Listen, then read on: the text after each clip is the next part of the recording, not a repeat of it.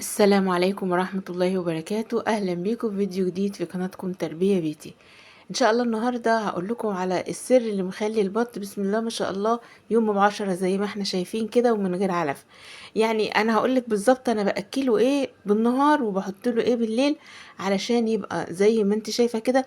البط ده عمر 20 يوم، بط فرنساوي بيور.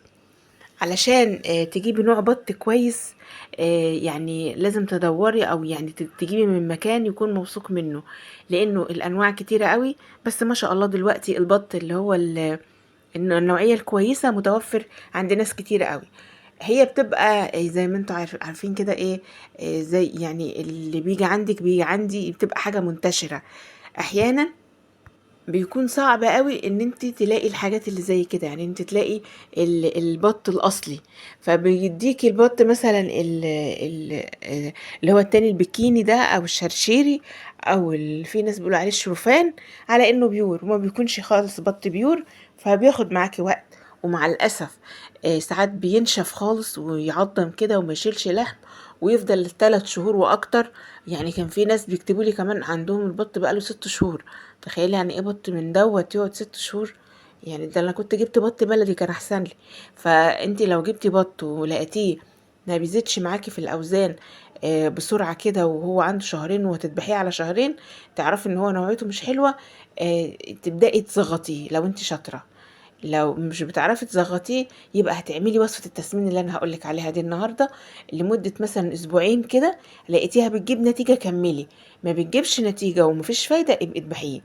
لان في انواع بط بتكون مضروبه مش حلوه. يعني هي اصلا بط بري اللي هو ما بيشيلش وزن، اصلا بط المفروض ان هو بيبقى خفيف وبيطير، فبيبقى وزنه خفيف. اما الانواع دي ما شاء الله عليها الله اكبر، اوزانها حلوه قوي قوي، وبتكبر بسرعه معاكي. حاجه كده تفرح يعني. بجد الوصفه ديت انا معتمداها، اللي هي بدل العلف. طبعا انا طول النهار بحط لهم بدايل علف من اول ما جبتهم، من اول يوم. لو انت عايزه تشوفيهم من استقبلتهم ازاي من اول يوم وعملت ايه معاهم، اكتبي لي في التعليقات. وعلى فكره لو جبتي اي بط من اي نوع هتستقبليه بنفس الطريقه. كل البط زي بعضه، وبرضو الاعمار زي بعضها، يعني مش شرط انه الكبير والصغير، لا هو انت بتستقبليه. احنا خلاص الحمد لله دلوقتي بنستخدم من غير ادويه، بنستقبل من غير مضادات حيويه خالص. بنستخدم حاجات بس ترفع المناعه. اهم حاجة للبط بالذات ان احنا نوفر له مكان ناشف ياكل وينام فيه. لان لو المكان كله مبلول والبط نام على مية مبلولة وارضية رطبة فيها بلل، هيمرض معاكي قوي قوي، هيعمل اسهالات جامدة، ومش هيشيل معاكي وزن خالص. اما لو احنا مثلا كمان لو كتمنا المكان او درجة الحرارة مكتمة والدنيا حر، فبرضو البط بيخس بقى. لان نوعية البط ده ما بيحبش الحر. الناس اللي حابين يجيبوا بط على رمضان، لو هتجيبي من النوع ده فانت هتجيبي قبل رمضان ب3 شهور، يعني لسه بدري، هتجيبي مثلا على شهر 12. انما لو عايزة تجيبي بقى بط بلدي يبقى من دلوقتي. الوصفة هي وصفة التسمين بتاعتنا اللي معظمكم عارفها، واللي من الناس اللي بتشوفنا لأول مرة يعني جربي الوصفة دي وإن شاء الله هتدعيلي. مش تحتاجي أي علف بعد كده ولا أي حاجة. بجيب كده حلة فاضية، أنا عندي البوتاجاز ده قديم والحلة قديم، كل الأدوات دي قديمة أنا مخليها للطيور. حلة فاضية كده، واحط فيها شوية زيت زي ما انتم شايفين. زيت مستعمل، زيت هنرميه. بدل ما نرميه احنا ممكن نستفيد بيه ونعمل منه الاكل للطيور بتاعتنا. الموضوع مش هياخد من انك دقايق خالص. شوية الشعرية شوفي قد ايه، يعني ما يجيش حبة كده في ايدك. كأني مثلا ابنك بيلعب فيهم والكيس ونطر الكيس في الارض. لو وقع شوية دول عادي، فاحنا بدل ما نوقعهم هنعمل بيهم، هنأكل بيهم البط بتاعنا. الوصفة دي عمرها في حياتها ما خذلتني حرفيا في انها تسمن اي طيور ضعيفة عندي وزنها ضعيف. بس اهم حاجة ان الطيور بتاعتك ما تكونش عيانة، ما تكونش مريضة، ما يكونش عندها اي مشكلة صحية. لان في اليومين دول طبعا منتشر الفيروسات، وبالذات فيروس نيوكاسل، ومع الاسف الناس مش واخده بالها منه. فبتلاقي البط مثلا ايه، بياكل بس اكله ضعف، البط بدأ يبقى خفيف وناشف، البط جسمه سخن قايد نار. كل ده دليل على ان البط بتاعك عنده نيوكاسل، ولو ما خدتيش بالك لا قدر الله ممكن يموت معاك.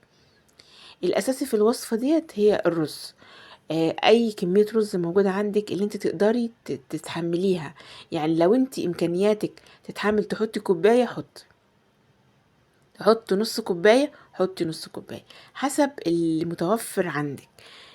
وبرضو نصيحة لكل حبايبي المتابعين، لو تعرفي تشتري رز دلوقتي، رز شعير او حتى رز عادي في الشكاير، هاتي الرز دلوقتي، لان قدام شوية الاسعار هتغلى ومحدش عارف الدنيا يحصل فيها ايه. فهاتي حاجتك تبقى موجودة عندك، علشان ما تقوليش يا ريت اللي جرى مكان. حتى لو ظروفك وحشة ان شاء الله تدخلي جمعية تعملي اي حاجة، بس الحاجات دي لازم تكون موجودة عندك في موسمها. يعني تجيبيها أيوة، لان موسمها ده اللي بتبقى فيه ارخص حاجة، فاهمة؟ بعد كده بتفضل تغلى. اللي انا حطيته بقى ده، اللي انا بحطه ده، دي شيشة، اللي هي ذرة صفرا مجروشة ناعم او ذرة بيضة، اي نوع ذرة مجروش، ماشي، عشان يبقى مكسر كده.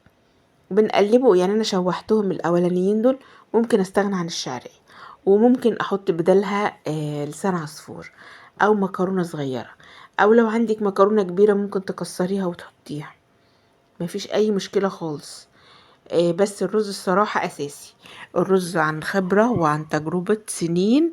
الرز يعني بيدي يعني بيسد مكان العلف. الرز بيسد مكان العلف، ما بيخليكيش تحسي ان فراخك ضعفت ونشفت خالص، وبل بالعكس بقى، الرز احسن من العلف في التسمين.